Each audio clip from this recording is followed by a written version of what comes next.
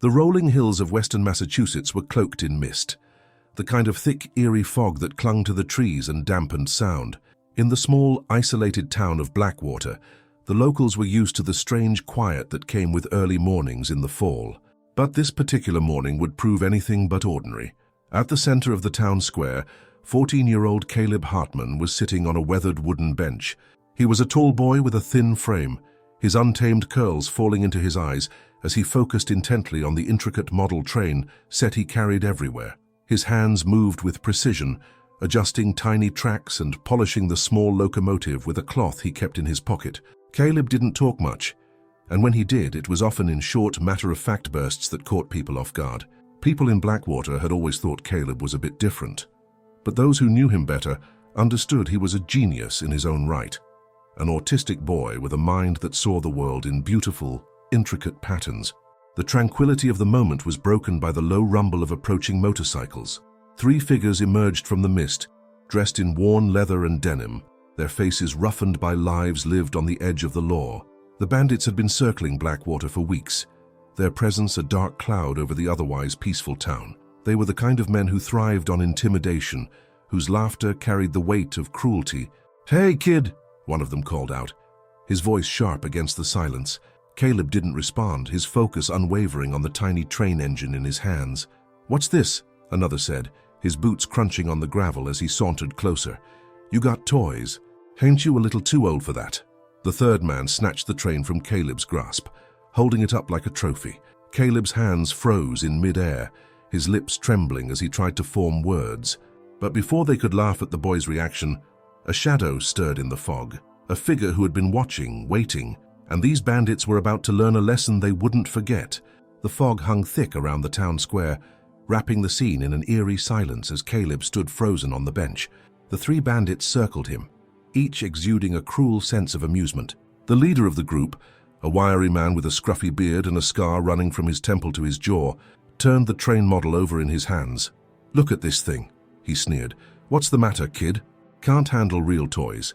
"Give it back," Caleb said softly, his voice steady but quiet, like the rumble of distant thunder. He didn't meet their eyes, his gaze locked on the locomotive. "What's that?" the second bandit taunted, a burly man with a voice like gravel. "You want to say that louder, boy?" The third man, younger than the others but with an edge of nervous aggression, snickered.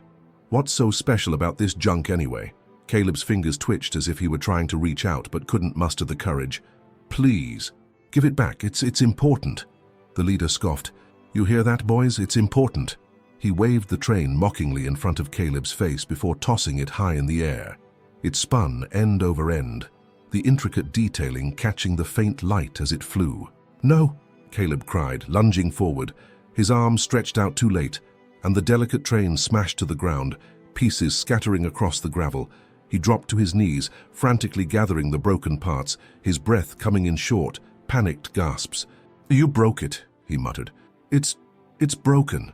The young bandit shifted uneasily, glancing at the leader. "Hey, maybe we should—" "Shut it," the scarred man snapped. He crouched down, his face level with Caleb's. "What are you going to do about it, huh?" "Nothing." "That's what I thought." The tension in the square grew heavier as the faint sound of footsteps approached. The bandits didn't notice at first, too absorbed in their bullying, but Caleb's sharp ears caught it. His head lifted slightly, his eyes darting toward the foggy edges of the square. Out of the haze stepped a man, a broad-shouldered figure clad in a dark coat and worn boots. His presence was commanding, even without a word.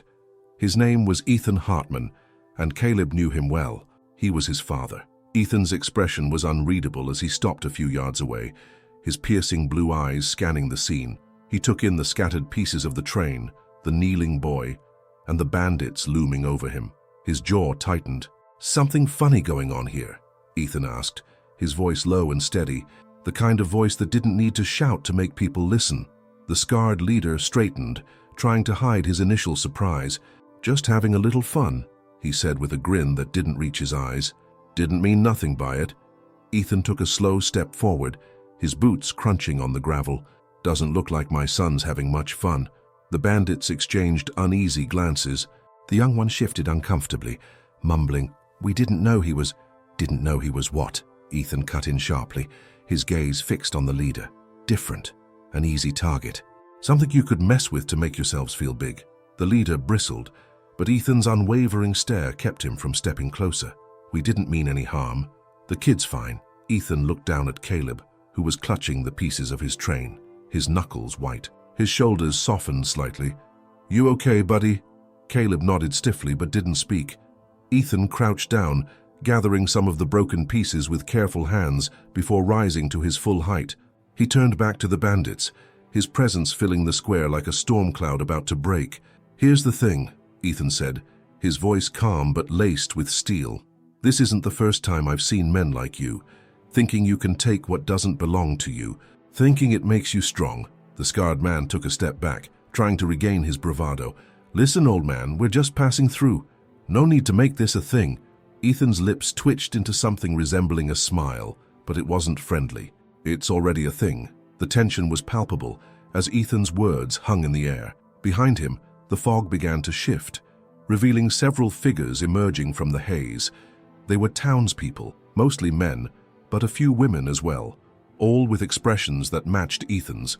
Stern, unyielding, protective. One of them, a wiry man named Paul who owned the local hardware store, called out, "Everything all right here, Ethan?" "Not yet," Ethan replied without looking away from the bandits. The scarred leader's grin faltered as he realized they were outnumbered. "We don't want trouble," he muttered, raising his hands in mock surrender. Ethan stepped closer, his voice dropping to a dangerous whisper. "Then you should have thought about that before you touched my son." The bandits exchanged wary glances, the tension in the air so thick it felt like the fog itself had weight. Caleb remained crouched on the ground, carefully arranging the broken pieces of his train with trembling hands. Ethan never took his eyes off the scarred leader, his towering presence unshaken. "Look," the leader finally muttered, shifting his weight uneasily. "We'll just go, all right? No need to make a federal case out of it." Ethan's jaw tightened, his voice like a low rumble of thunder. "Not so fast? You think you can waltz into a town like this, push people around and leave when it suits you?" The young bandit, clearly regretting his involvement, took a half step back. "We didn't know he was your kid, all right? We didn't mean anything." "Didn't mean anything," Ethan repeated, his piercing gaze cutting through the man's excuse. "You humiliated him, took something that mattered to him and smashed it. That means something." The crowd that had gathered around began murmuring among themselves. This wasn't the first time strangers had come through town looking for trouble, but Ethan Hartman's response was setting a new precedent. His reputation as a quiet but firm figure in the community preceded him, and the sight of him defending his son so fiercely struck a chord. "Ethan," Paul called out from the edge of the crowd, "want us to get the sheriff involved?" The leader's eyes darted to the growing group of townspeople, and for the first time, true unease flickered across his face. "No need for that," he said quickly, his hands raised in mock surrender. "We'll pay for the damage." Ethan's sharp laugh sent a chill through the air. "You think money fixes this? That's not how respect works. You've got a long way to go before you've made up for what you did." All right," the leader said, his voice tense. "What do you want?" Ethan didn't answer right away. He crouched down beside Caleb, placing a hand on his son's shoulder. "You okay, buddy?" Caleb hesitated, still focused on the train pieces in his hands. "It's broken," he said softly, his voice barely audible. Ethan's heart twisted, but he kept his voice steady. "We'll fix it, Caleb, you and me together." Caleb glanced up at his father, his gaze full of trust, before nodding. Ethan rose to his feet, turning his full attention back to the bandits. His voice hardened. "Here's what's going to happen. You're going to apologize, not just to Caleb, but to everyone here. Then you're going to clean up the mess you made. After that, you're going to get back on your bikes and leave. You don't stop in another town, you don't pick another fight, and you don't come back here. Understood?" The scarred man opened his mouth to argue, but Ethan's unflinching stare shut him down before he could speak. He looked at his companions, both of whom nodded nervously. The young one was practically shaking, his bravado completely drained. "Fine," the leader grumbled. He turned to Caleb, his tone forced and insincere. "Sorry, kid." Ethan's expression darkened. "Not like that." "Mean it." The leader's jaw clenched, but he took a breath and tried again. "I'm sorry," he said, his voice quieter. "I shouldn't have messed with you. I was wrong." Caleb didn't respond, his focus still on the pieces of his train. Ethan gave a subtle nod, his approval clear. The bandits turned to the crowd next, muttering apologies that sounded more convincing with each passing moment as the weight of the townspeople's judgment bore down on them. "Start cleaning," Ethan ordered, his voice brooking no argument. The bandits hesitated, but when Paul tossed them a broom and a dustpan, they begrudgingly set to work sweeping up the debris. The sight of the three men, once so cocky and cruel, now reduced to cleaning under the watchful eyes of the townsfolk, was almost surreal. Whispers of approval rippled through the crowd. "That Hartman's got a spine of steel," one man murmured. "About time someone stood up to punks like that," another added. As the bandits worked, Ethan crouched beside Caleb again. "You're doing great, buddy," he said softly. "I'm proud of you." Caleb looked up at him, his lips twitching into a small, hesitant smile. "Can we really fix it?" he asked, holding up a broken wheel. Ethan nodded firmly. "Absolutely. Might even make it better than before." When the bandits finished, Ethan stepped forward, his presence commanding once more. "Remember what I said? This is your last stop." The leader nodded stiffly, mounting his bike with a grim expression. Without another word, the three of them started their engines and roared out of town, leaving behind only the whispers of their humiliation. As the crowd began to disperse, Paul clapped Ethan on the shoulder. "You handled that well." Ethan offered a faint smile, glancing down at Caleb. Had to for him, but even as the square returned to normal, Ethan couldn't shake the feeling that this wasn't over. He had seen something in the scarred man's eyes, a flicker of hatred, a promise of trouble. The bandits might be gone for now, but their kind didn't give up so easily. That night the fog returned, thicker and more oppressive than before, shrouding the small town in an eerie silence. Ethan sat at the kitchen table, Caleb asleep in his room, the broken train laid out in front of him. He worked with meticulous care, trying to mend the toy piece by piece, but his mind was far from settled. He couldn't shake the scarred man's parting glance, a smoldering mix of resentment and vengeance.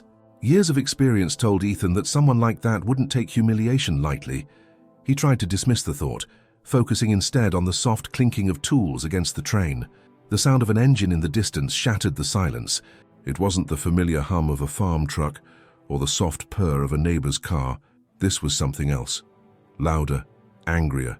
Ethan rose from the table, his muscles tensing. He moved to the window, pulling back the curtain just enough to see. A motorcycle roared down the street, its headlight cutting through the fog. It wasn't one of the three bandits from earlier. It was someone else, wearing a dark helmet and riding a sleek, powerful bike. The rider slowed as they passed Ethan's house, their head turning ever so slightly toward the lit window. Ethan's instincts flared. He let the curtain fall back into place, his heart pounding. Were they scouting, trying to intimidate him? Either way, it confirmed his suspicions. This wasn't over. He grabbed his phone and called Paul. "Did you hear that?" "Yeah," Paul replied, his voice gruff. "Saw them pass by the store not 5 minutes ago. They're circling. They're testing us," Ethan said, his tone grim. "Seeing who's still awake, who's paying attention." Paul paused, then sighed heavily. "You think they're coming back for more?" "I don't think they ever left," Ethan said. "Let the sheriff know, but don't rely on him to handle this. You and the others keep your eyes open." "Got it," Paul said. "You need anything?" "No," Ethan replied, his gaze drifting toward Caleb's room. "I've got everything under control here." But as the call ended, Ethan knew the situation was far from under control. He returned to the kitchen, packed away the train pieces, and double-checked the locks on the doors and windows. His old habits from the military kicked in. He surveyed the house for vulnerabilities, creating a mental map of escape routes and defensible positions. By the time the house was secure, the motorcycle's engine had faded into the night, but Ethan's unease remained, a heavy weight pressing on his chest. Across town, in the back of an old mechanic's shop on the outskirts, the three bandits stood in tense silence. The scarred leader leaned against a workbench, a scowl etched deep into his face. His younger companion, the one with the shaky hands, paced back and forth. "I told you, we should have left it alone," the younger one muttered, his voice quivering. "We shouldn't have messed with the kid." "Shut up," the leader snapped, his voice sharp. "You think this is about the kid? It's about respect. That Hartman made fools of us, and I'm not letting it slide." The third bandit, quiet until now, shifted uncomfortably. "So what's the plan? We can't just roll back into town. Everyone's watching us." The leader smirked, a dangerous glint in his eye. "We don't need to go back into town. We just need to send a message." He opened a drawer and pulled out a weathered notebook, flipping through its pages. The other two watched as he ran his finger down a list of names and numbers, stopping when he found the one he wanted. He picked up his phone and dialed. "Yeah," he said when the call connected. "It's me. Got a little job for you, something quiet, discreet." The voice on the other end replied, low and indistinct, but it brought a cruel smile to the leader's face. "Perfect. Meet me at the old mill in an hour." He hung up and turned to his companions. "By morning, Hartman's going to wish he'd stayed out of our business." The next morning, Ethan woke to find Caleb already awake and playing quietly in the living room. The repaired train sat on the coffee table, and Caleb's face lit up when he saw his father. "You fixed it," he said, his tone soft but filled with wonder. Ethan smiled, ruffling his son's hair. "Told you we'd make it better." As Caleb went back to playing, Ethan's phone buzzed on the counter. It was Paul. "You need to come down to the diner," Paul said, his voice tight. "Something happened." "What is it?" Ethan asked, his stomach sinking. "Just get here," Paul said. Ethan grabbed his coat, told Caleb to stay inside, and drove to the diner. When he arrived, the sight stopped him in his tracks. The front window had been smashed, and spray painted across the glass were the words, "Keep out." Paul stood by the door, his jaw set. They hit the hardware store too. Same message. Ethan's fists clenched as he surveyed the damage. It was a calculated move, one meant to scare, to provoke, but instead of fear, it ignited a fire in his chest. "They think this is going to scare us," Ethan said, his voice low. "They've got another thing coming." The tension in the diner was palpable as Ethan stepped inside. The townspeople had gathered around, their voices hushed but full of unease. Diana, the diner's owner, stood near the counter with a broom in hand, trying to sweep up the shards of glass from the broken window. "They've gone too far," she said, her voice trembling with anger. "This isn't just vandalism, it's a threat." Ethan nodded, his jaw clenched as he surveyed the damage. "They want us to feel powerless," he said. "They're testing how far they can push." Paul leaned against the counter, his expression grim. The hardware store's in the same shape. "Tom's furious, but he's scared. The sheriff says he's looking into it, but we all know what that means." Ethan's gaze hardened. "It means we're on our own." The murmurs of agreement around the room were tinged with frustration and fear. This wasn't the first time trouble had come to their town, but the brazenness of this attack struck a nerve. "We can't let them get away with this," Diana said, her hands gripping the broom handle tightly. "If we don't push back, they'll think they own this place." Ethan stepped forward, his voice calm but firm. "Pushing back doesn't mean rushing in blind. That's what they're counting on, for us to act out of anger and make mistakes. We need to be smarter than them." Paul frowned. "And how do we do that? These guys clearly don't care about consequences." "They care more than they let on," Ethan replied, his mind racing through the possibilities. "They're sending warnings because they're afraid of a direct confrontation. If they weren't, they would have come for us directly." Diana looked at him, a flicker of hope in her eyes. "So what's the plan?" Ethan paused, considering his next words carefully. "We show them we're not intimidated. But first, we figure out exactly who we're dealing with. This isn't just about the three we ran off yesterday. There's more to this." Later that day, Ethan returned home to find Caleb sitting on the porch, his train set neatly arranged in front of him. The sight tugged at Ethan's heart, a moment of peace amid the growing chaos. "Hey, buddy," Ethan said, crouching down beside him. "What are you working on?" Caleb glanced up, his eyes lighting up as he explained the new arrangement he'd built. "It's a better route," he said, his words tumbling out in excitement. "Less stops. Faster." Ethan smiled. Though his mind was far from trains, Caleb's words stuck with him. A better route. Faster. It was a simple observation, but it sparked something in Ethan's mind. "You're a smart kid, you know that," Ethan said, ruffling Caleb's hair. Caleb beamed, his focus returning to his trains. Ethan stood and stepped inside, his thoughts racing. He grabbed his phone and called Paul. "Did anyone see where those bandits went after the diner?" he asked. "No," Paul replied. "They were gone before anyone could follow." Ethan's brow furrowed. "They're staying closer, though. They hit two places in the same night and were careful not to make too much noise. They're working off a plan." "Which means they've got a base nearby," Paul added, catching on. "You think we can find it?" "We have to," Ethan said. "If we wait for them to make the next move, they'll keep getting bolder. Let's get a few people together, quietly. We'll scout the outskirts, see if we can track them down." That evening, Ethan, Paul, and two other trusted townsmen, Greg and Sam, gathered near the edge of town. The fog had returned, thicker than ever, shrouding the woods in a ghostly veil. Armed with flashlights and radios, they moved cautiously along the dirt road, their steps muffled by the damp earth. "We'll cover the northern trails first," Ethan instructed, his voice low. "If they're trying to stay hidden, they'll pick somewhere out of the way. Abandoned barns, empty cabins, anything that looks out of place." The group spread out, their flashlights cutting narrow paths through the darkness. Ethan's senses were on high alert, every rustle of leaves and crack of a branch drawing his attention. He had spent years honing these instincts, and now they guided him like a second nature. About a mile into their search, Greg's voice crackled through the radio. "Found something? Looks like tire tracks." Ethan and the others converged on Greg's location, their flashlights illuminating a patch of ground marked with fresh tread marks. The tracks led off the road and disappeared into the trees. "Let's move," Ethan said, his tone clipped. They followed the tracks deeper into the woods until the faint glow of a fire came into view. Ethan motioned for the group to halt, gesturing for silence as they crouched low and crept closer. Through the trees, they spotted the bandits. The three familiar faces from the diner sat around the fire, but they weren't alone. A fourth man loomed among them, a hulking figure with a rifle slung across his back and an air of authority that silenced the others whenever he spoke. Ethan's stomach dropped. This wasn't just a gang of drifters. They had reinforcements, organized and armed. The scarred leader gestured toward a map spread out on the ground, his voice too low to hear, but the intent was clear. They were planning something big. Ethan's grip tightened on his radio. They had to act fast, but they couldn't risk exposing themselves too soon. Ethan and the others crouched in the underbrush, the faint crackle of the bandits' campfire their only sound marker.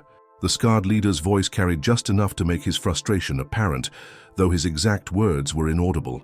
The larger man, clearly someone with military or organized crime experience, leaned over the map, gesturing sharply as if correcting the leader's plans. Ethan's eyes narrowed as he assessed the scene. These weren't typical drifters. The addition of the newcomer, the deliberate nature of their movements, and the marked-up map signaled a calculated operation. But what were they planning? Paul whispered beside him, his voice barely audible. "You recognize the big guy?" "No," Ethan replied, "but he's running the show now." The fourth man's presence complicated things. Ethan had been banking on the three bandits being reckless, operating on pride and impulse. This new player, however, radiated control, someone who made decisions based on strategy rather than emotion. It changed everything. Back in town, Caleb was unaware of the danger lurking in the woods. He sat at the kitchen table, meticulously sketching a new train route on a large piece of paper. His focus was so intense, he didn't notice the soft knock on the front door. When the knock came again, louder this time, Caleb froze. Visitors after dark weren't common, and his father had been clear about not answering the door when he wasn't home. Still, curiosity tugged at him. He approached the door cautiously, peering through the peephole. A man in a faded brown jacket stood on the porch, his face obscured by the brim of his hat. Caleb hesitated, his instincts warning him something was off. Then the man knocked a third time, more insistent. "Caleb?" a voice called softly. It was warm and familiar. Ethan's friend, Greg. Relief washed over Caleb, and he opened the door a crack. "Mr. Greg." "Hey, bud," Greg said, smiling. "Your dad sent me to check on you. Just wanted to make sure you're all right." Caleb nodded, stepping back to let Greg inside. But as the man entered, Caleb's relief turned to confusion. Something was off. The way Greg's smile didn't quite reach his eyes, the way he lingered by the door, his gaze darting around the room. "Where's your dad?" Greg asked, his tone casual but probing. Caleb hesitated. "He's out. With Paul." Greg's smile faltered for just a second. "Ah, got it. Well, don't worry. I'll keep you company until he's back." Caleb's unease grew, but he didn't know why. He returned to his train drawing, his eyes flicking to Greg every so often. The man was too still, too watchful, like he was waiting for something. In the woods, Ethan signaled for the group to pull back. They needed to regroup and strategize before making any moves. But as they retraced their steps toward town, Ethan's radio buzzed softly. Sam's voice came through, tight with concern. "Ethan, we've got a problem." "What is it?" Ethan replied, keeping his voice low. "Greg never came back from his sweep," Sam said. He said he was going to check the north side but hasn't answered his radio since. Ethan's pulse quickened. How long ago? Over an hour, Sam replied. I thought he might have gone back to town, but no one's seen him. Ethan's mind raced. Greg wasn't careless. If he was missing, something was wrong. And if he wasn't in the woods, then, Caleb, Ethan said under his breath. Paul, take the others and head back to the diner. I'm going home. Paul nodded, his face etched with worry. You think the bandits? I don't think… Ethan cut him off, already moving. I know. Caleb sat at the kitchen table, trying to focus on his trains, but his attention kept drifting to Greg. The man had grown restless, pacing the room and checking his phone. Caleb noticed the faint bulge in his jacket pocket. Something heavy, something metal. Finally, Greg turned to him, his voice strained. You know, Caleb, your dad's a real brave guy. But sometimes, being brave means you don't think about how dangerous the world can be. Caleb frowned. My dad's smart. He knows about danger. Greg chuckled, but it sounded hollow. Maybe, but the people he's dealing with, they don't play by the rules. Caleb stared at Greg, his unease growing into something sharper. You're not really here to help, are you? Greg's expression froze for a moment before he let out a low sigh. Smart kid, he said, just like your dad. Suddenly, the sound of tires crunching gravel filled the air. Greg's head snapped toward the window, and Caleb saw his father's truck pulling into the driveway. Relief surged through him, but it was short-lived. Guess we're about to have a family reunion, Greg muttered, pulling a pistol from his jacket. Ethan burst through the door moments later, his eyes immediately locking onto Greg. Let him go, he said, his voice low and steady. Greg smirked, the gun trained on Caleb. Didn't think you'd get back so quick? Didn't think you'd stoop this low, Ethan shot back, stepping forward slowly. This isn't who you are, Greg. You don't know me, Greg replied, his voice hard. How you don't know what I've done to survive? Ethan's gaze flicked to Caleb, who sat frozen in his chair. Caleb, it's okay. Just stay calm, buddy. I'm here. The tension crackled in the air as Ethan inched closer, his mind racing. He didn't know how far Greg was willing to go, but he knew one thing for sure. He wouldn't let his son be a victim. Greg's hand tightened around the pistol, his face a mask of conflict. The man's bravado faltered as Ethan stepped closer, his calm demeanor slicing through the tension. You don't have to do this, Ethan said, his voice steady but not devoid of empathy. Whatever they promised you, Greg, it's not worth it. You know that. Greg hesitated, his gaze flicking between Ethan and Caleb. It's not about promises. It's about survival. You think those guys out there care if I walk away? I'm already in too deep. And putting my son in the middle of this fixes that, Ethan asked, his tone sharpening. You're not a bad man, Greg. Don't make this your legacy. The words hit Greg harder than a physical blow. His grip on the gun wavered, his hand trembling slightly. I didn't want this, he muttered, more to himself than to Ethan. I didn't sign up for this. Ethan inched closer, his movements deliberate. You're right, you didn't, but you have a choice right now, a real one. Let Caleb go, walk out of here, and we'll figure it out together. Caleb, watching silently, whispered, Dad? Ethan's heart clenched at the fear in his son's voice. It's okay, Caleb, he said gently, not breaking eye contact with Greg. You're safe. Just stay calm. Greg's gaze darted to Caleb, and something shifted in his expression. Regret. Shame. The boy didn't do anything, he muttered, lowering the gun slightly. He's just a kid. Exactly, Ethan pressed. And you're not the kind of man who hurts kids. I know that. But before Greg could make his decision, the distant sound of an approaching vehicle pierced the silence. Tires screeched to a halt outside, and the heavy thud of boots hitting gravel followed. Voices, angry, impatient, carried through the night air. They're here, Greg said, panic flashing in his eyes. If they see me backing out, I'm dead. You don't understand what these guys are capable of. Then let me help you, Ethan urged. We can end this, Greg. Together. A heavy knock sounded at the door, and a gruff voice called out, Greg, you in there, open up. Greg's face twisted in anguish. He looked at Ethan, then Caleb, his grip on the gun slackening further. They'll kill all of us if I don't let them in. Ethan's mind raced. He had no intention of letting anyone into the house, but he needed to de-escalate the situation. Greg, listen to me. You've got one shot at redemption here. You don't have to be their pawn anymore. Help me protect my son. The knocking turned into pounding, and the same voice growled, "Greg, don't make us come in there." Greg's breathing grew erratic, but Ethan didn't stop. "You want to survive this? Fine, but the only way out is through me. Do the right thing, Greg." Put the gun down. For a long moment, silence hung heavy in the room.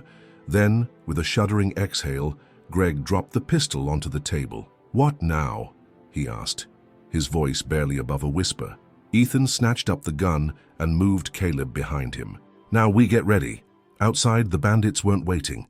The front door splintered under the force of a heavy boot, and 3 men stormed in, their faces shadowed by the dim light. The scarred leader from the campfire, flanked by 2 of his lackeys, froze at the sight of Ethan standing his ground, the pistol aimed steadily at them. "Well, well," the leader drawled, his scar tugging his mouth into a grotesque smirk. "Looks like we've got ourselves a party." Ethan didn't lower the gun. "Take one more step and you'll regret it." The leader chuckled darkly, gesturing for his men to fan out. "What's the plan here, farmer? You think you can take all of us? Or are you just stalling?" Ethan's jaw tightened. He had no illusions about the odds. 3 against 1 wasn't good, even with Greg hovering uncertainly in the background. But his goal wasn't to win, it was to buy time. "Greg," the leader said, his tone mockingly casual, "you've been busy. Didn't peg you for a babysitter." Greg's face paled. "It's not what it looks like." "Oh, it's exactly what it looks like," the leader sneered. "You're a liability now, and liabilities get cut." The man reached for his weapon, but Ethan didn't wait. He fired a warning shot into the ceiling, the crack echoing through the small house. "That's enough," he barked. The leader froze, his eyes narrowing. "You've got guts. I'll give you that. But this doesn't end well for you, pal." Ethan took a step forward, his voice low and fierce. "You think you scare me? You don't know what I've been through, and you sure as hell don't know what I'm capable of." The leader's bravado faltered just enough for Ethan to catch it. The 2 lackeys shifted uncomfortably, clearly less eager to push their luck, but the standoff was far from over. In the tense silence, Caleb's voice rang out, small but determined. "Dad?" Ethan glanced back at his son, and something inside him solidified. This wasn't just about survival, it was about protecting Caleb's sense of safety, his trust in the world. Turning back to the bandits, Ethan said, "You have 2 choices, leave now and walk away, or stay and face the consequences. But if you so much as look at my son again, I'll make sure you never forget it." The leader's eyes burned with fury, but his hesitation was palpable. For the first time, it seemed like he might back down. The scar-faced leader didn't respond immediately. His eyes scanned the room, taking in every detail. The trembling hands of Greg, the unwavering focus of Ethan, and Caleb's small frame huddled behind his father. The moment stretched, charged with the electric tension of impending violence. Finally, he smirked, a cold, calculated expression. "You've got fire, farmer. I'll give you that. But fire burns out. And when it does, I'll be here to stomp out the ashes." Ethan didn't lower the pistol, his voice calm and deliberate. "You've already lost. You just don't know it yet." The leader raised an eyebrow. "Is that so?" The sound of distant sirens cut through the heavy silence. They were faint but unmistakable, growing louder with every second. The leader's smirk faltered, his men exchanging uneasy glances. "Cops," one of the lackeys muttered, stepping back toward the door. "Shut up," the leader snapped, his calm veneer cracking. "This is just a bluff." Ethan tilted his head slightly, his expression unreadable. "Is it?" The leader's jaw clenched, his fingers twitching near the weapon on his hip. But then the second man, younger and visibly shaken, spoke up. "Boss, what if he's not bluffing? We've already got heat from the last job. If the cops are really coming—" "I said shut up!" the leader roared, his voice echoing off the walls. He turned back to Ethan, his eyes blazing with fury. "You think you're clever, don't you? Calling in backup like some kind of hero? But heroes die just as easy as anyone else." Ethan's focus didn't waver. "Leave, now." The sirens grew louder, and for the first time, the leader seemed uncertain. He looked at Greg, who had backed into a corner, pale and visibly torn. "You had one job," he spat. "Keep things under control. Instead, you're cozying up with the enemy." Greg opened his mouth to respond, but the words didn't come. The weight of his decisions bore down on him, rendering him mute. "I'm not saying it again," Ethan said, his voice like iron. "Leave my house and take your mess with you." The leader stared at him for a long moment, his face a mask of rage and indecision. Finally, he took a step back. "This isn't over," he growled. "Not by a long shot." He gestured to his men, and they retreated reluctantly, the leader the last to back out the door. As they disappeared into the night, the sound of their retreating footsteps mingled with the approaching wail of sirens. The moment they were gone, Ethan exhaled, his shoulders sagging as he lowered the pistol. He turned to Caleb, pulling him into a protective hug. "It's okay, buddy. It's over." Greg stood frozen, his face pale and eyes hollow. "They're not going to stop," he muttered, his voice barely audible. "They'll come back. They always come back." Ethan fixed him with a steady gaze. "Then we'll be ready." The sirens stopped just outside, and red and blue lights flashed through the windows. A sharp knock came at the door. Ethan moved cautiously to answer, still gripping the pistol. A uniformed officer stood on the porch, hand on his belt. "Evening, sir. We got a call about a disturbance." "Disturbance is putting it mildly," Ethan replied, stepping aside to let the officer in. "There were intruders, armed.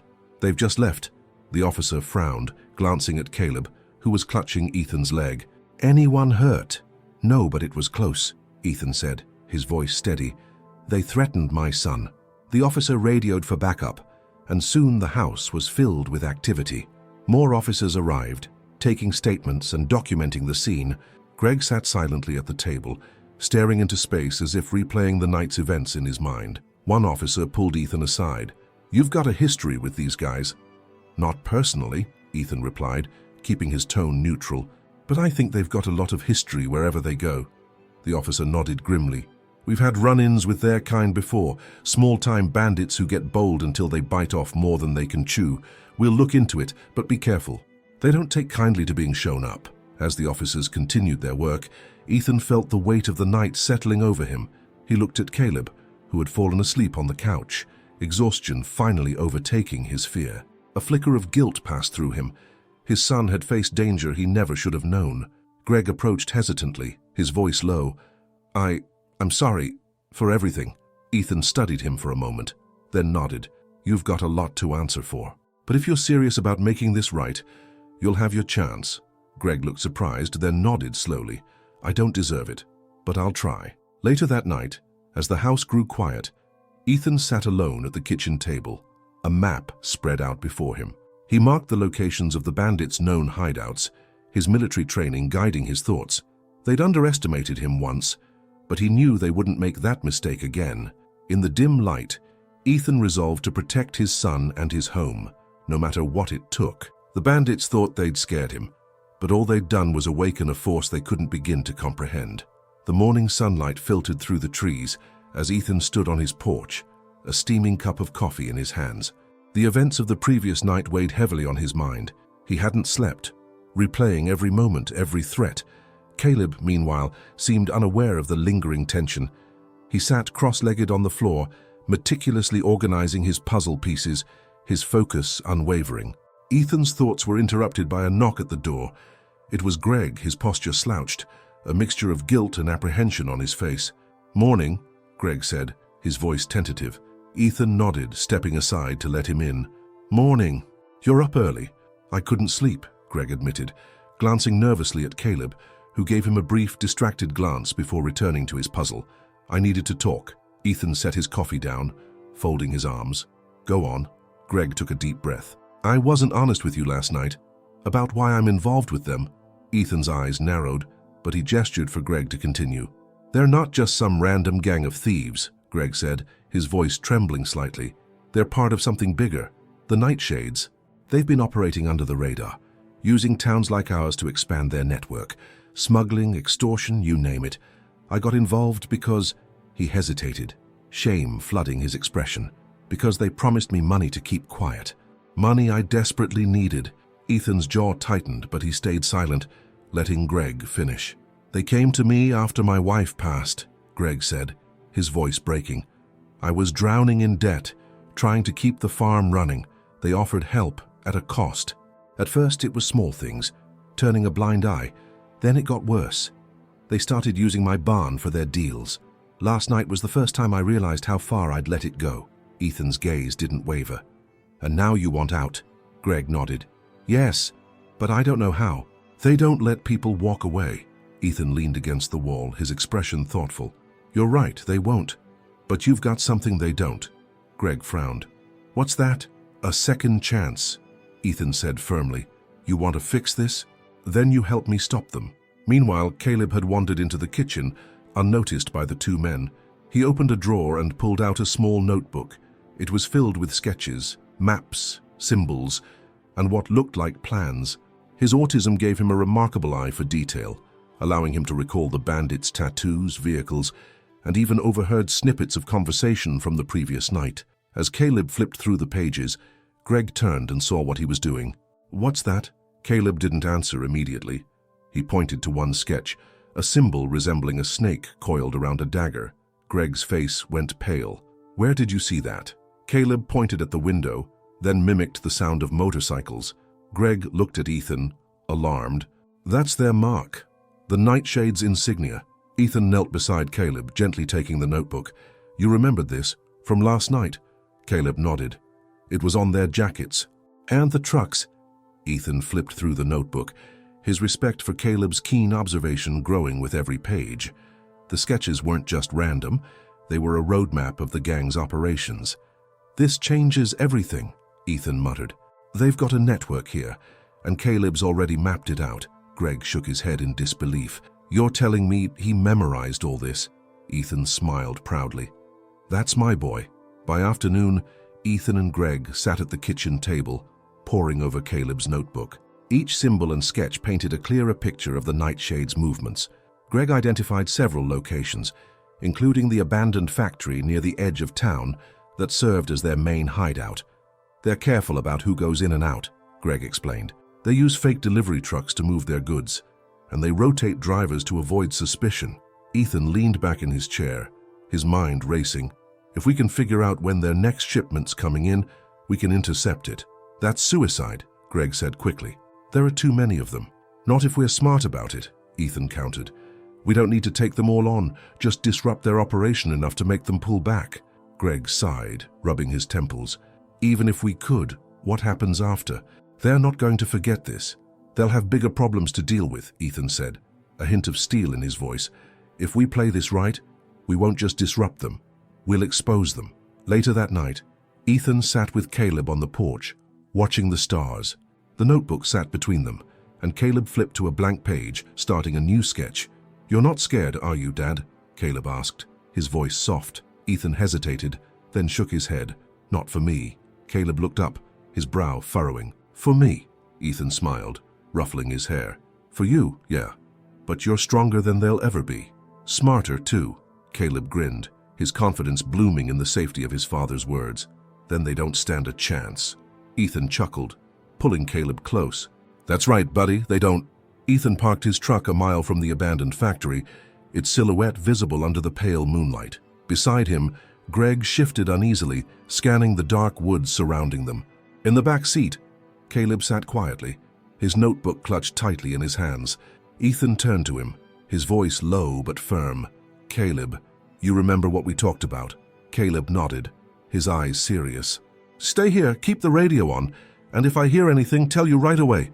Good, Ethan said, ruffling his son's hair. You're my eyes and ears tonight. Greg stared at Ethan incredulously. You're really bringing him into this? Caleb's already part of this, Ethan replied, his tone brooking no argument. He's the reason we have a shot at stopping them. Greg shook his head but said nothing further. They had bigger problems to focus on. The factory loomed ahead, its windows shattered and walls scarred by years of neglect. Faint light flickered inside, accompanied by the muffled hum of voices and the occasional clang of metal. Ethan motioned for Greg to follow as they moved through the underbrush, keeping to the shadows. From their vantage point, they could see the Nightshade's operation in full swing. Trucks lined the loading dock, their cargo being unloaded by heavily tattooed men. The snake and dagger insignia adorned the walls, marking the factory as their stronghold. Ethan focused his binoculars, noting the positions of the guards and the patterns of their movements. 2 at the main entrance, 1 by the side door. 4 more inside. Greg peered over his shoulder. That's a lot of firepower for a small-town gang. They're not small-town anymore, Ethan murmured. This is a full-scale operation. Greg's voice trembled. So what's the plan? We can't just walk in there. "We're not," Ethan assured him. "We're going to make them come to us." He pulled out a small device from his jacket, an improvised explosive made from surplus equipment Greg had salvaged earlier. "We create a distraction, get them to spread out, and then slip in to gather evidence." Greg stared at the device, then at Ethan. "You really thought this through, huh?" Ethan gave him a grim smile. "I've had years of practice." Back at the truck, Caleb monitored the radio, his pencil flying across the page as he sketched a detailed map of the factory's layout based on Ethan's observations. He occasionally glanced at the clock, anxiety bubbling in his chest. A crackle on the radio startled him. "Caleb, you there?" Ethan's voice came through, calm but urgent. "Yeah, Dad," Caleb replied, gripping the receiver tightly. "We're in position. Keep an ear out for anything unusual, okay?" "Got it," Caleb said, his voice steady despite the fear gnawing at him. Ethan and Greg crept closer to the factory's perimeter. Ethan placed the explosive near a stack of empty barrels and set the timer for 2 minutes. As they retreated to a safe distance, Ethan whispered, "When it goes off, they'll think someone's attacking their supply line. That'll buy us time to get inside." The explosion shattered the stillness, sending a plume of smoke and debris into the air. Shouts erupted from the factory as the guards scrambled to investigate. Ethan and Greg moved swiftly, slipping through the side door while the gang's attention was diverted. Inside, the scene was chaotic. Tables were strewn with cash, weapons, and drugs, while a few remaining gang members tried to secure their supplies. Ethan motioned for Greg to start photographing the evidence while he searched for something more incriminating. Outside, Caleb's radio crackled again. This time, it wasn't Ethan's voice. It was rough, angry, and unfamiliar. "Someone's messing with us. Get those trucks loaded and move out now." Caleb's heart raced. He grabbed the receiver. "Dad, they're mobilizing. Trucks are leaving soon." "Copy that," Ethan replied. "Stay put, Caleb. We're almost done." In the factory's office, Ethan found what he was looking for: a ledger filled with transactions, detailing the gang's operations and connections. He scanned the pages, his stomach tightening as he recognized names of higher-ups tied to the Nightshades. Greg appeared in the doorway, his face pale. "We've got company. They're starting to regroup." Ethan stuffed the ledger into his jacket. "Then we're out of time." They moved quickly, weaving through the factory's labyrinth of hallways. But as they reached the exit, a shadow loomed in their path. It was a hulking figure, one of the gang's enforcers, his face twisted with anger. "Thought you could sneak in here and mess with us," he growled, cracking his knuckles. Ethan's muscles tensed, his mind racing for a way out. "We're just passing through," he said, trying to stall. "Not anymore," the enforcer snarled, lunging at them. Ethan ducked, narrowly avoiding the man's fist, while Greg scrambled to grab a nearby metal pipe. The fight was brutal, every punch and swing echoing through the factory. Finally, Ethan managed to land a decisive blow, knocking the enforcer unconscious. "Let's go," Ethan shouted, pulling Greg toward the exit. They emerged into the night just as the trucks roared to life, their headlights cutting through the darkness. Ethan and Greg sprinted toward the woods, the sounds of shouting and engines growing louder behind them. "Caleb," Ethan called into the radio. "We're coming back. Get ready to move." "Dad, hurry." Caleb's voice was panicked. "They're looking for you." Ethan pushed himself harder, his only thought to get Caleb to safety. The Nightshades were on high alert now, and the real danger was just beginning. The truck roared to life as Ethan and Greg scrambled inside, the sound of revving engines and shouting men growing closer. Caleb sat wide-eyed in the back seat, clutching his notebook like a lifeline. "They saw you, didn't they?" Caleb asked, his voice tight with fear. Ethan nodded sharply. "Yeah, but we've got what we need. Now we just have to get out of here." Greg glanced nervously at the rearview mirror, where faint beams of headlights began cutting through the darkness. "They're coming. What's the plan?" "First, we lose them," Ethan said, throwing the truck into gear and peeling out onto the dirt road. Gravel flew in their wake as the headlights grew brighter, the gang's vehicles closing in fast. The winding back roads of the Massachusetts countryside were treacherous in the dark, lined with dense trees that loomed like silent sentinels.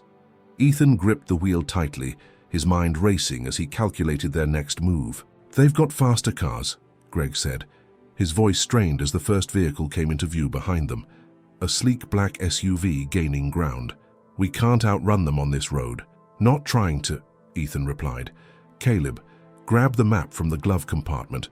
"What's the nearest turnoff?" Caleb fumbled with the compartment. his hands shaking as he unfolded the map.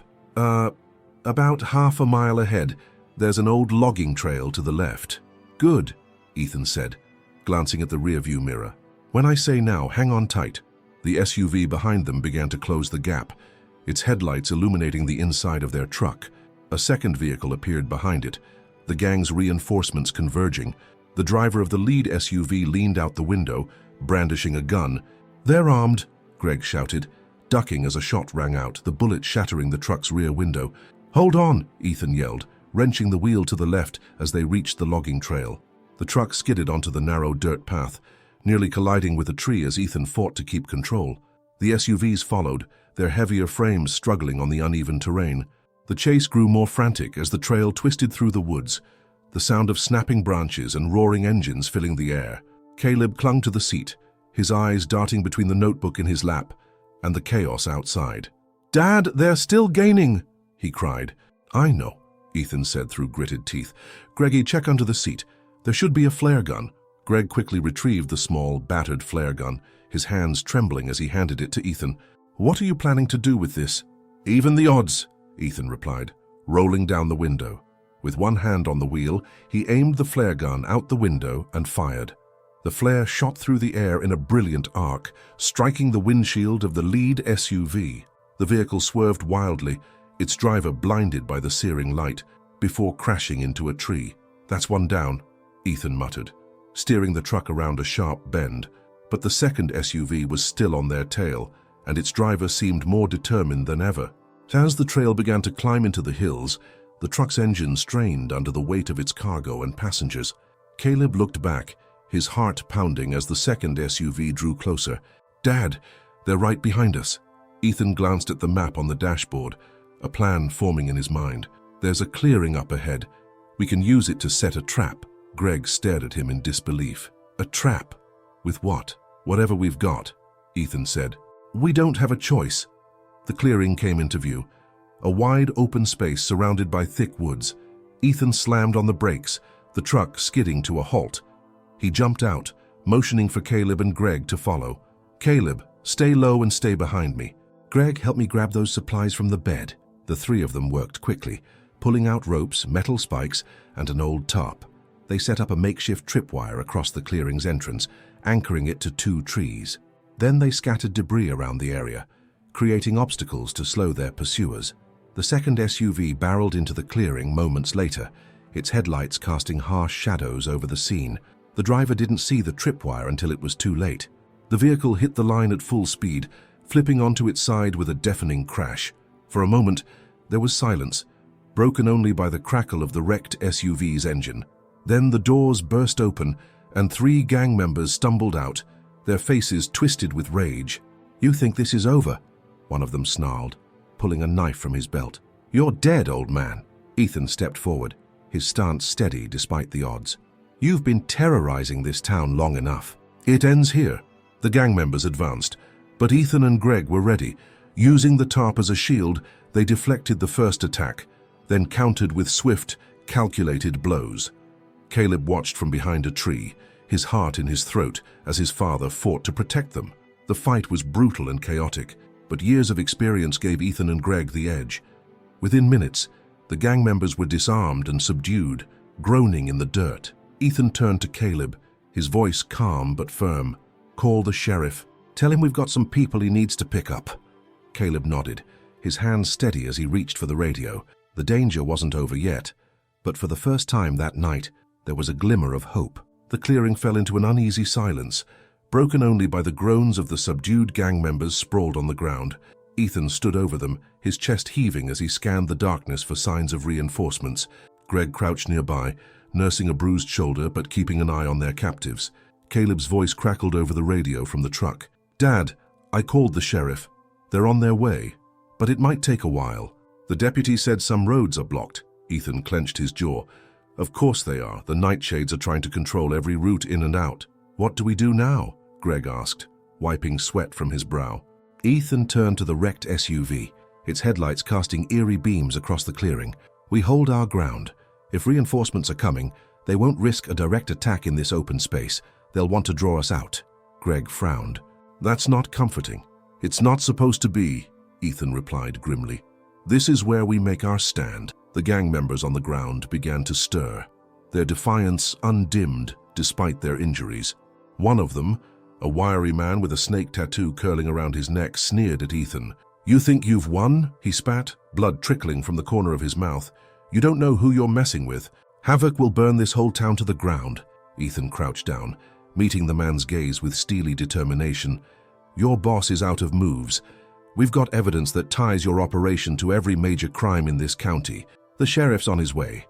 And when he gets here, you're going to sing like a canary." The man's sneer faltered for a moment, but he quickly recovered. "You've got no idea what's coming." A distant rumble echoed through the woods, growing louder with each passing second. Ethan's eyes narrowed as he rose to his feet. "Caleb, what do you see?" From his vantage point in the truck, Caleb scanned the horizon with a pair of binoculars. "There's a convoy heading this way. 4 vehicles, maybe 5. They're moving fast." Greg's face turned pale. "That's not reinforcements, it's an army." Ethan's mind raced. They were outnumbered and outgunned, but giving up wasn't an option. "Greg, grab anything useful from the truck. We need to make this clearing as defensible as possible." As Greg sprinted to the vehicle, Ethan turned to Caleb on the radio. "Son, you stay put. Don't leave the truck no matter what happens. You hear me?" "Yes, Dad," Caleb replied, his voice steady but tinged with fear. Ethan and Greg worked quickly, setting up makeshift barricades using fallen branches and debris from the wrecked SUV. They positioned themselves behind the cover, their weapons ready. As the convoy's headlights pierced through the trees, the vehicles came to a halt at the edge of the clearing, their engines growling like beasts. The doors opened, and a dozen armed men stepped out, their weapons gleaming under the moonlight. Leading them was Havoc himself, his imposing figure casting a long shadow. "Well is well," Havoc drawled, his voice dripping with mockery. "Look what we've got here, a couple of heroes playing soldier in the woods." Ethan stepped out from behind the barricade, his posture unyielding. "This ends tonight? Havoc, you've terrorized this town for long enough?" Havoc chuckled, the sound devoid of humor. "You think you can stop me with your little traps and clever tricks? This town belongs to me." "Not anymore," Ethan shot back. "We've got your men, your operation, and the evidence to bury you." Havoc's grin twisted into a snarl. "You've got nothing."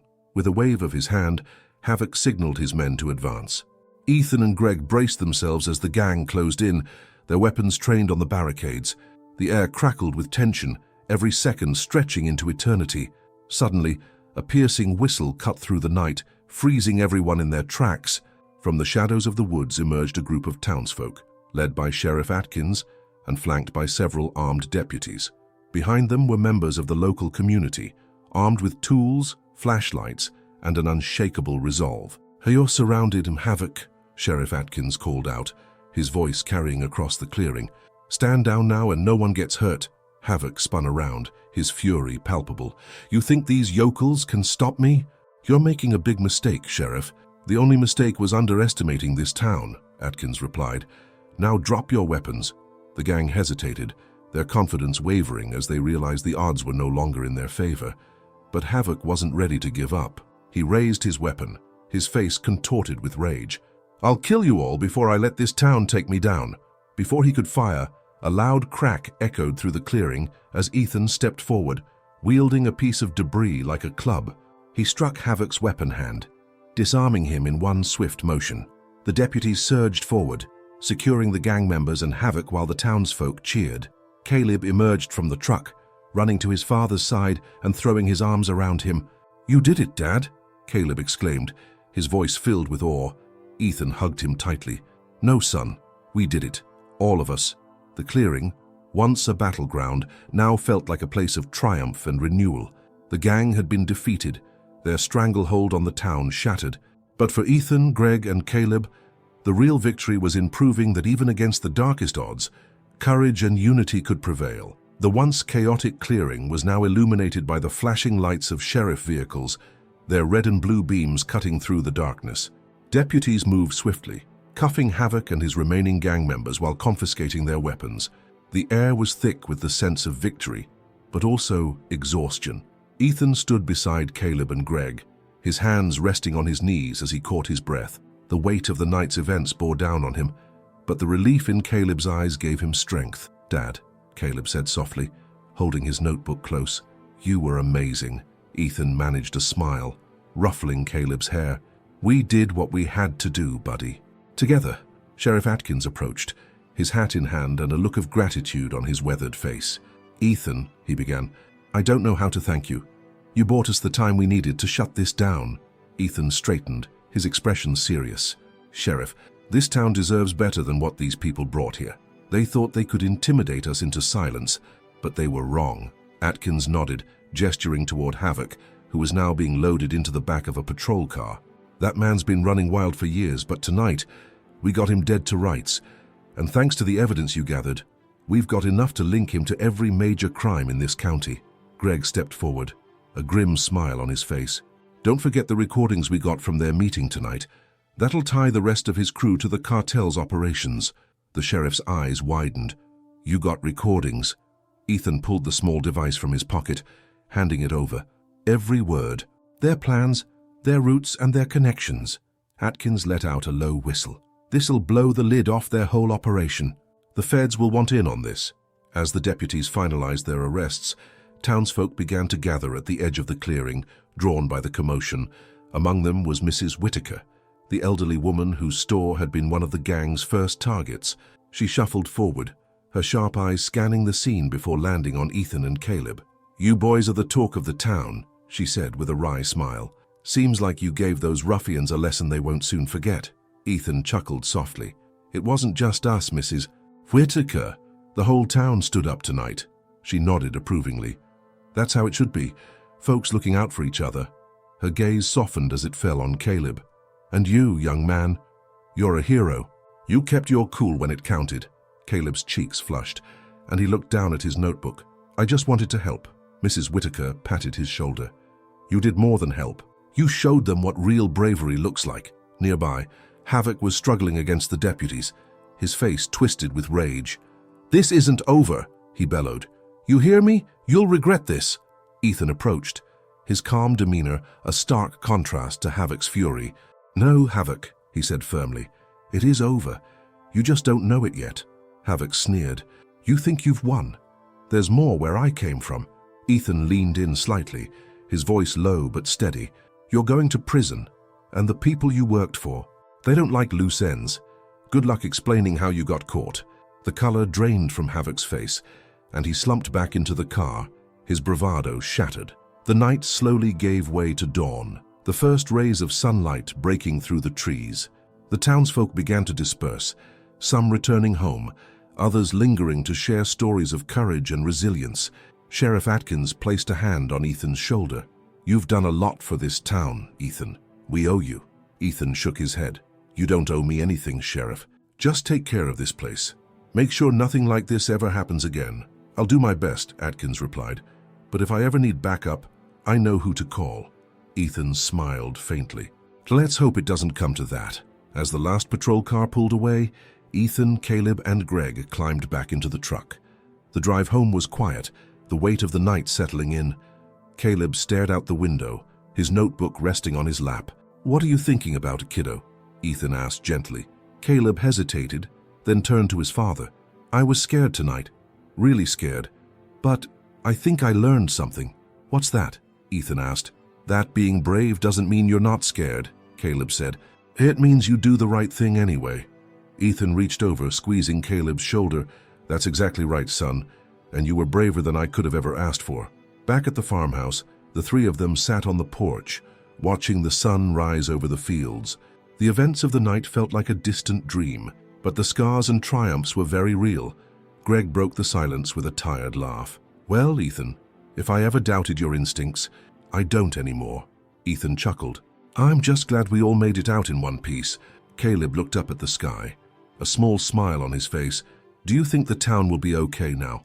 "It will," Ethan said confidently, "because people stood up and fought for it. That's what makes a place strong." As the day began, so did a new chapter for the town. Its people, united by the night's events, were stronger and more determined than ever. And for Ethan and Caleb, their bond was deeper than ever, forged in the fires of courage and resilience. The town of Maple Hollow was already stirring to life as the morning sun painted the streets in soft amber light. Despite the quiet, There was a palpable shift in the atmosphere, an unspoken acknowledgement that the events of the previous night had marked the end of an era. Fear no longer loomed over the town. Instead, there was a sense of renewal, of collective strength. Ethan, Caleb, and Greg sat on the porch of the farmhouse, sipping steaming mugs of coffee, hot cocoa for Caleb. The faint sounds of farm animals stirring in the barn were a comforting reminder of normalcy, something Ethan cherished now more than ever.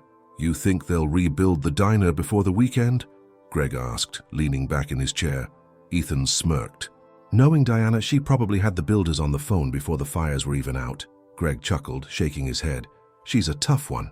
Caleb looked up from his notebook, where he had been sketching something intently. "Do you think the gang will ever come back?" His voice was quiet but steady. Ethan set his coffee down and leaned forward. "No, son. Havoc's in custody, and the sheriff has enough evidence to make sure he and his crew won't see daylight for a long time. And even if someone else tries to fill their shoes, this town won't let them. Not now." Caleb nodded, absorbing his father's words. "Because we're stronger together, right?" Ethan smiled, his heart swelling with pride. "Exactly. And because people like you remind us of what's worth fighting for." By mid-morning, Ethan and Caleb drove into town to help with cleanup efforts. The streets buzzed with activity as residents worked side by side, hammering boards into place, sweeping away debris, and painting over scorch marks. Laughter and music spilled out from portable speakers, creating an atmosphere of resilience and joy. "Mr. Cooper," Mrs. Whitaker called, waving him over from where she was stacking boxes of supplies. "I saved a casserole for you and Caleb. Figured you two could use a hot meal after all that excitement." "Thank you, Mrs. Whitaker," Ethan said warmly. "You didn't have to do that." "Nonsense," she replied with a grin. "You two deserve a hero's feast." Caleb blushed at the praise, ducking his head. "We didn't do it alone. Everyone helped." Mrs. Whitaker chuckled, ruffling Caleb's hair. "And that's what makes this town so special. Don't ever forget it." As the day went on, it became clear that Maple Hollow was well on its way to recovery. Diana's diner had already reopened, serving free coffee and pastries to volunteers. The hardware store was restocked, and plans were underway to turn the old abandoned schoolhouse into a community center, a project spearheaded by Greg, who had been inspired by the town's newfound unity. At the sheriff's station, Havoc and his crew were being processed, their fates sealed by the mountain of evidence Ethan and the others had gathered. Sheriff Atkins gave a press conference on the courthouse steps, assuring the town that the days of the nightshades terrorizing their streets were over. "We're not just cleaning up after them," Atkins said, his voice firm. "We're building something better, a safer, stronger Maple Hollow." Later that evening, Ethan and Caleb returned home to find a small crowd waiting for them on the porch. Townsfolk, young and old, had gathered to express their gratitude. Someone had strung up twinkling lights, giving the gathering a festive air. Ethan was taken aback. "What's all this?" Diana stepped forward, carrying a plate of cookies. "This, Mr. Cooper, is our way of saying thank you for standing up when it counted, for reminding us what we're capable of." Caleb's eyes widened as Diana handed him a small plaque. On it was engraved, "To Caleb Cooper, for bravery beyond measure." Thank you," Caleb stammered, his cheeks red as everyone clapped. Ethan pulled his son into a hug, his voice thick with emotion. "You earned it, buddy. I'm proud of you." As the evening wore on, the group shared stories, laughter, and plans for the future. The sense of community that had been tested was now stronger than ever. Ethan looked around, feeling a profound sense of contentment. "Ethan," Greg said quietly, pulling him aside, "this place feels different now, doesn't it?" Ethan nodded. "It does. It's not just a town anymore. It's a family." Greg clinked his bottle against Ethan's. "Here's to keeping it that way." The stars were bright overhead as the crowd eventually dispersed, leaving Ethan and Caleb alone on the porch. Caleb yawned, leaning against his father's shoulder. "Dad," he murmured. "Yes, buddy. I think this place is going to be okay now." Ethan wrapped an arm around his son. "Me too, Caleb. Me too." As the screen fades to black, the following narration plays. In a world where fear and division threaten to tear communities apart, courage and unity can light the way forward. Maple Hollow's story is a testament to the power of standing together, no matter the odds. If you were inspired by this journey, don't forget to like, share, and subscribe for more stories that remind us of the strength we all carry within. And remember, Sometimes the greatest battles are fought not with weapons, but with hearts full of hope.